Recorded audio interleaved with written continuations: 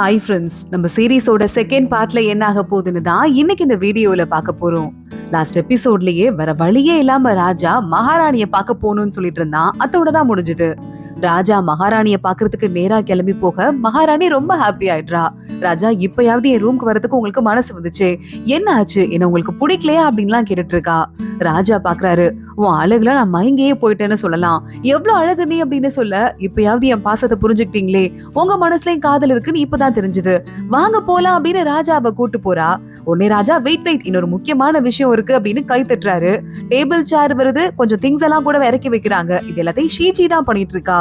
இதெல்லாம் எதுக்கு ராஜா அப்படின்னு அவ கேட்டுட்டு இருக்க. உன் அழகுல மயங்கி போயிட்டு நான் சொன்னேன்ல, அதனால இன்னைக்கு நைட் நான் உன்ன ஓவியமா வரைய போறேன். என் ரூம்ல வச்சுட்டு எப்பப்பெல்லாம் எனக்கு உன்ன பாக்கணும்னு தோணுதோ, நான் பிஸியா இருக்கும் போது கூட அந்த ஓவியத்தை பாத்துக்குவேன் அப்படின்னு ராஜா சொல்லிட்டு இருக்காரு. இத ராணியும் நம்பிடுறா. நம்மள அந்த அளவுக்கு லவ் பண்றாரு போல அப்படின்னு அவ பாட்டுக்கு படுத்துட்டு போஸ் கொடுத்துட்டு இருக்கா. பக்கத்துல ஒருத்தங்க தாலாட்டு மியூசிக் மாதிரி வேற வாசிக்க ஆரம்பிக்கிறாங்க. ராஜா அதை பாத்துட்டே, தாலாட்டு மியூசிக்க போட்டு நமக்கு தான் தூக்கம் வருது, இந்த மகாராணி தூங்காமலே இருக்கா, எவ்வளவு நேரம் தான் நானும் வரைகிற மாதிரியே நடிக்கிறது அப்படின்னு திரு முழிச்சிட்டு இருக்க. கொஞ்ச நேரத்துல ராஜா, முடிச்சிங்களா அப்படின்னு கேட்டுட்டு ஒரு கட்டத்துக்கு மேல ராணியால தாங்கிக்கவே முடியல. அதே இடத்துலயே தூங்கி போயிடுறா. ராஜா பாத்துட்டே இருக்கான். அவனும் ஒரு கட்டத்துல தூங்கி போயிடுறான். பெயிண்டிங் வரைகிறங்கிற பேர்ல கண்ணா பின்னான் கன்றாவியா வரைஞ்சு வச்சிட்டு இருக்கான். இங்க ஷீச்சி வெளியே நின்னு பாத்துட்டு இருக்கா. அம்மா, என்ன சத்தமே கேட்கல, பிரச்சனை எதுவும் நடக்காம முடிஞ்சுதா இல்லையான்னு மனசுக்குள்ள யோசிச்சுட்டு இருக்கா. அப்ப ஷீச்சிய வாடி என் கூட அப்படின்னு யாரோ இழுத்துட்டு போறாங்க. ஒரு பொண்ணு மாஸ்க் போட்டு வந்து ஷீச்சிய கூட செக்கிங்ல இருந்து காப்பாத்தினால அந்த பொண்ணுதான் அங்க வந்திருக்கா. இங்க பாரு, நான் ஒரு மருந்து குடுக்கறேன், இத ராஜாக்கு கலக்கி கொடுத்துடணும்னு சொல்ல, ராஜா நல்லவரு, அவருக்கெல்லாம் கலக்கி கொடுக்க மாட்டேன், என்ன அநியாயம் இது அப்படின்னு ஷீச்சி கத்த ஆரம்பிக்கிறா. நீ யாருங்கிறதே எனக்கு நல்லாவே தெரியும். அது மட்டும் இல்லாம உன் கைய பாரு, ஒரு சிவப்பு நரம்பு ஓடுதா, அது உனக்கு கொடுத்த விஷத்தால வந்தது. இப்பதான் ஸ்டார்டிங் ஸ்டேஜ்ல இருக்கு, சோ உனக்கு ஒண்ணும் தெரியாது. ஆனா இன்னும் 100 நாள்ல உனக்கு மாத்து மருந்து கிடைக்கல அப்படின்னா உன் கதை அதுவும் கதி ஆயிடும். சோ அதனால உனக்கு மாத்து மருந்து வேணும்னா ஒழுங்கா இந்த மருந்த ராஜாக்கு கலந்து கொடு. இதை கலந்து கொடுக்கறதால ராஜாவோட உயிருக்கு எதுவும் ஆகாது, இல்ல நல்லதுதான் நடக்கும் அப்படின்னு அந்த பொண்ணு சொல்றா. சரி, எனக்கு கையில விஷம் இருக்குது, உனக்கு எப்படி தெரியும் அப்படின்னு ஷீச்சி கேட்க, என் தலைமையிலதான் உனக்கு விஷமே கொடுத்தாங்க அப்படின்னு அந்த பொண்ணு சொல்றா. அப்ப நான் யாருங்கிறது உனக்கு தெரியும்ல, நான் யாரு அப்படின்னு ஷீச்சி கேட்டு பாக்குறா. உனக்கு இப்ப எல்லாமே மறந்து போயிருச்சுன்னு எனக்கு தெரியும், கொஞ்ச நாள் வெயிட் பண்ணு, தானாவே உனக்கு தெரிய வரும் அப்படின்னு அந்த பொண்ணும் அங்க இருந்து கிளம்பி போயிடுறா.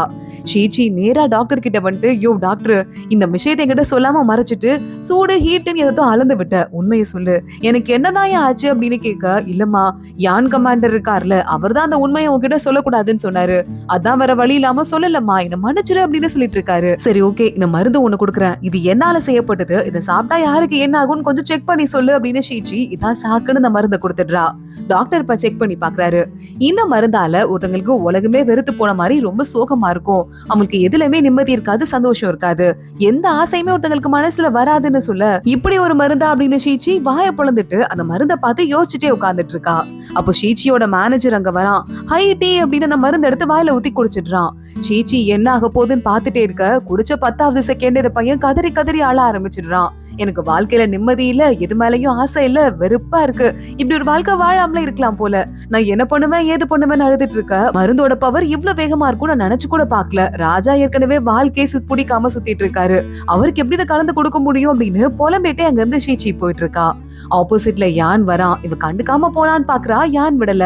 வர வர வணக்கம் சொல்லாம கூட மேடம் போறீங்களா அப்படின்னு கேட்க, இல்ல கமாண்டர் சார், உங்ககிட்ட ஒரு மரியாதை தான் அப்படின்னு அவங்க இருந்து கிளம்பி போறா. டக்குன்னு அவ காலை தள்ளி விட்டு அவ அந்த பால்கனில இருந்து கீழே விழுற மாதிரி யான் அவள புடிச்சு வச்சுட்டு இருக்கான். ஐயோ விட்டுருங்க, இப்பெல்லாம் என்ன பண்ணாதீங்க, கொடுமை பண்ணாதீங்க அப்படின்னு ஷீச்சி போலம் ஆரம்பிக்கிறா. யான் பாக்குறான், என் டீம்ல சேர போறேன்னு சொன்ன, ஆனா ராஜாவை பார்த்ததும் முடியாதுன்னு ஏமாத்துற, எப்ப என் டீம்ல சேர போற, எப்ப ஒழுங்கா வர போற அப்படின்னு கேட்டுட்டு இருக்கான். இல்ல நான் சீக்கிரமா வந்துடுறேன், இப்பவே வந்துடுறேன், ராஜாட்ட போய் ஃபைனலா ஒரு தடவை கேட்டு வந்துடுறேன், என்ன விட்டுருங்க அப்படின்னு கெஞ்சிரா. யானுடனே விடணும் அவ்வளவுதானே, இப்ப பாரு விட்டுறேன்னு பொத்துன்னு அவளை தண்ணிக்குள்ளே விட்டுறான்.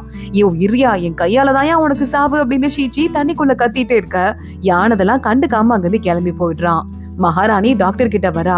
இருக்கிறதுலே ராஜாக்கு நல்ல பவர்ஃபுல்லான மாத்திரை கொடுங்க, அவருக்கு என் மேல காதல் வரணும், அது மட்டும் இல்லாம எங்களுக்கு சீக்கிரமா குழந்தை பிறக்கணும்னு ஏதேதோ சொல்ல, இந்த மருந்து இருக்குங்க அப்படின்னு டாக்டர் காட்டுறாரு. அதேதான், இதை கொடுங்க, நான் சூப்பு போட்டு ராஜாக்கு கொடுக்குறேன்னு ராணி வாங்கிட்டு போயிடுறா. இங்க ராஜாக்கு சண்டை பயிற்சி கொஞ்சம் கொடுக்கறதுக்காக, உடம்ப ஸ்ட்ரெங்தன் பண்றதுக்காக அங்க நம்ம யான் வந்திருக்கான். ராஜா ட்ரெஸ் அப் எல்லாம் பண்ணிட்டு இருக்காரு.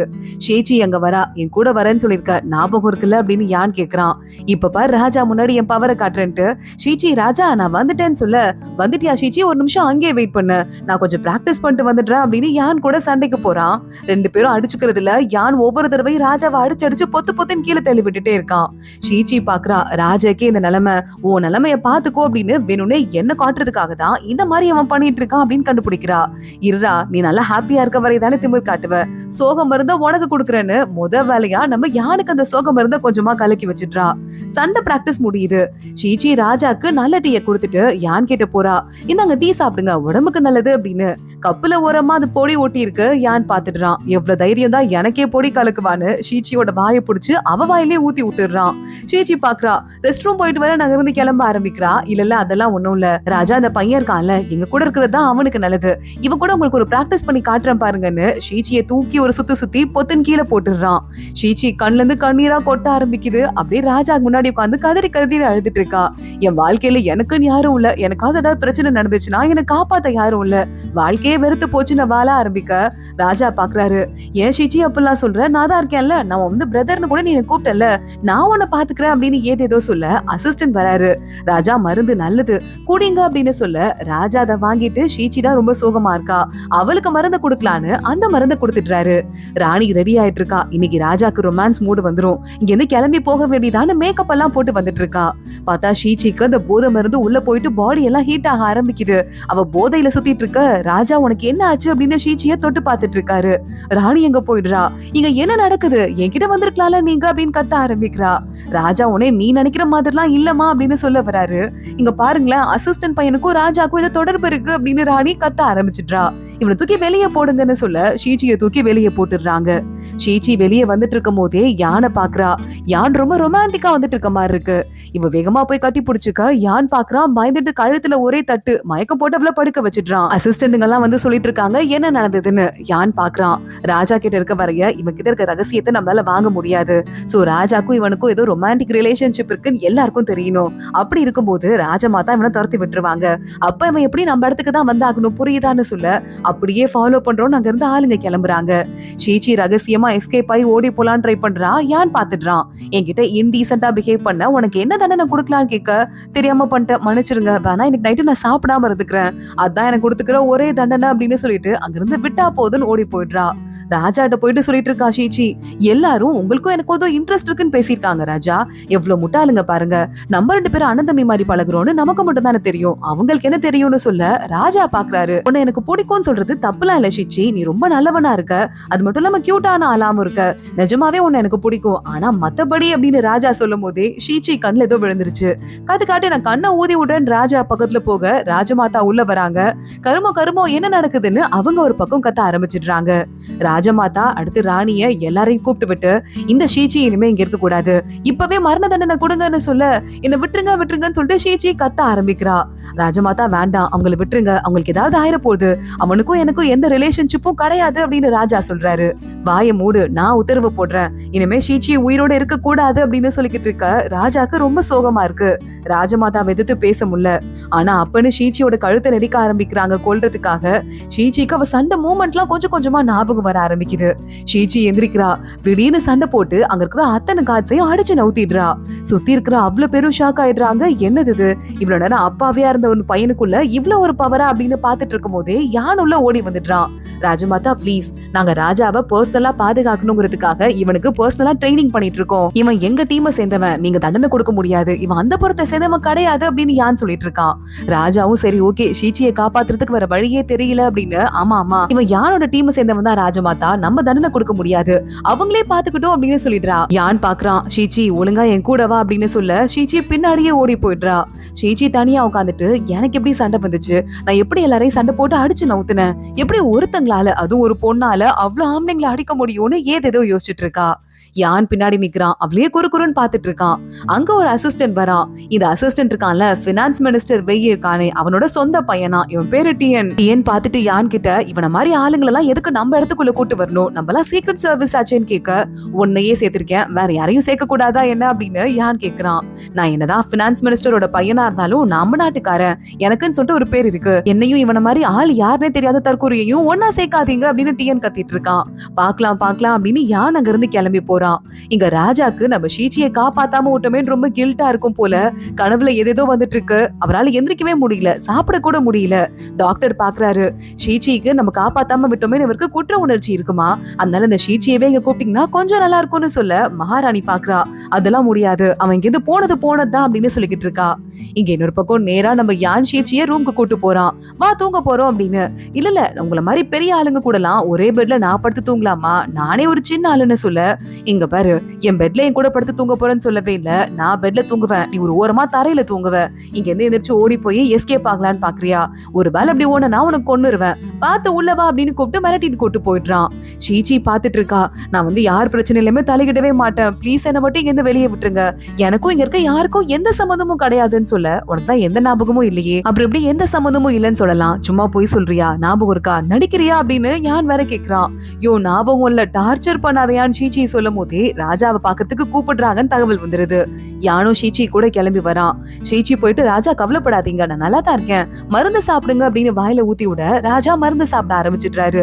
ராணி, ராஜா மருந்து சாப்பிட்டுட்டாரு, இனிமே கவலைப்பட வேண்டாம் அப்படின்னு ஷீச்சி சொல்லிட்டு இருக்கா. இங்க இருந்து கிளம்பு அப்படின்னு ராணி கத்த ஆரம்பிக்கிறா. ஷீச்சியும் நம்ம யானும் அங்க இருந்து திரும்பி ஒன்னா போயிட்டு இருக்காங்க. கொஞ்சமாவது நிம்மதியா இருக்கலாம்னு பார்த்தா இந்த ஆள் வேற நான் காப்பாத்திட்டான், இவன் கூட தான் நான் போய் ஆகணும், நான் எப்படி என் உயிரை காப்பாத்திக்க போறேன்னு சத்தியமா எனக்கு தெரியல அப்படின்னு புலம்பிட்டு ஷீச்சி போயிட்டு இருக்கா. யான் பாக்குறான், இந்த மாத்து மருந்து, இதை சாப்பிடு அப்படின்னு சொல்ல ஷீச்சி வாயில போட்டுக்கிறா. இது ஃபுல் மாத்து மருந்தெல்லாம் இல்ல, கொஞ்ச நாளைக்கு தான் செல்லுபடி ஆகும், அடுத்தடுத்து மாத்து மருந்து வேணும்னா நான் சொல்றதெல்லாம் நீ கேட்டு என் கூட இருக்கணும், புரியுதா அப்படின்னு சொல்ல ஷீச்சி என் தலையெழுத்து, என்ன பண்ணி தொலைறது கேக்குற அப்படின்னு சொல்லிட்டு இருக்கா. யான் பாக்குறான், ஆமா உனக்கு கொஞ்சம் கூட மனசு கஷ்டமா இல்லையா, ராஜா உன்னை காப்பாத்தாம விட்டாரே அப்படின்னு கேட்க ஷீச்சி பாக்குறா. ராஜா அவரையே யாராவது காப்பாத்தணுங்கிற நிலைமையில இருக்காரு, எதுக்கு நம்ம உயிரை இன்னொருத்தங்க கையில கொடுக்கணும், அதுக்கப்புறமா அவங்க காப்பாத்துல டிசப்பாயிண்ட் ஆயிட்டு அவங்க மேல கோவப்படும், அதனால என் உயிரெல்லாம் நான் என் கையிலேயே தான் வச்சிட்டு இருப்பேன், காப்பாத்த முடியலன்னா என் மேலே கோவப்பட்டு செத்து போக வேண்டியதான் அப்படின்னு சொல்றா. கரெக்ட் தான் நீ சொல்றதும், வா வீட்டுக்கு போலாம் அப்படின்னு யான் அங்க இருந்து கிளம்பிடுறான். யான் உள்ள தூங்குறான். கீழேயே ஷீச்சிக்கு ஒரு பெட்டு போட்டிருக்காங்க, அங்க தூங்க ஆரம்பிக்கிறா. அவங்க தப்பிச்சு போலான்னு ட்ரை பண்றா. யான் வந்துடுறான். என்னையா எங்காவது ஏஞ்சு போகணுமா அப்படின்னு கேட்டுட்டு இருக்கான். இல்ல சும்மா காத்து வாங்கலான்னு போனேன்னு சொல்ல, பரவாயில்ல நாளைக்கு வாங்கிக்கலாம் அப்படின்னு மறுபடியும் கூட்டு படுக்க வச்சிடுறான். ஷீச்சி எந்திரிக்கிறா. மாத்து மருந்து இவன் கிட்டதான் எங்கேயாவது இருக்கும், அதை எடுக்கலான்னு யான் தூங்கிட்டான்னு நினைச்சு அங்கங்க கையை விட்டு தேட ஆரம்பிக்க யான் அவ 2 கையும் பிடிச்சிடுறான். ஷீச்சி பார்த்து பயந்து போயிடுறா. உங்களுக்கு தூக்கத்துல போர்வையை உதைக்கிற வியாதி இருக்கு, அப்புறம் உங்களுக்கு குளிர்ல காய்ச்சல் வந்துரும்ல, அதான் போத்தி விட்டுறதுக்காக வந்தேன்னு அவனையே சமாளிச்சுட்டு போத்தி விட்டு மறுபடியும் தூங்க ஆரம்பிச்சிடுறா. அடுத்த நாள் இப்போ ஷீச்சி புதுசா அவங்களோட இடத்துக்கு வந்திருக்கால, சோ சீக்ரெட் சர்வீஸ் ஆளுங்கெல்லாம் என்னெல்லாம் ட்ரைனிங் பண்றாங்களோ அதெல்லாம் இவளும் பண்ணுமா. ஷீச்சியை பார்த்துட்டு, என்னது இது இவ்வளவு குள்ளமா இருக்கான், பொண்ணு மாதிரி இருக்கான், இவன் கூட எல்லாம் நம்ம ட்ரைனிங் பண்ணுமா அப்படின்னு ஆளுக்கு பேசிட்டு இருக்காங்க.